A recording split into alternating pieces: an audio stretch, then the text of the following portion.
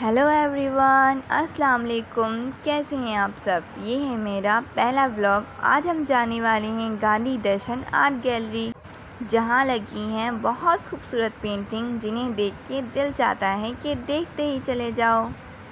यहाँ हर आर्टिस्ट का अपना अलग अंदाज है, जैसे modern art, pop art, oil pastel, sketching, portrait and many different types of art. मुझे यहाँ से बहुत कुछ सीखने को मिला है। यहाँ मैंने भी अपना एक छोटा सा स्टॉल लगाया है, जहाँ मिलते हैं कुछ पेंटिंग्स, की chains, book marks and calligraphy paintings. अगर आप भी इन पेंटिंग्स को लाइव देखना चाहते हैं तो आप भी विज़िट करिए गांधी दर्शन आर्ट गैलरी में। अगर आपको मेरा पहला व्लॉग पसंद आया हो तो लाइक करें, कमेंट करें एंड शेयर करें। अब मिलते हैं आपसे अगले व्लॉग में। Tata, bye bye, see you soon, फी अमानिल्लाह, अस्सलाम वालेकुम।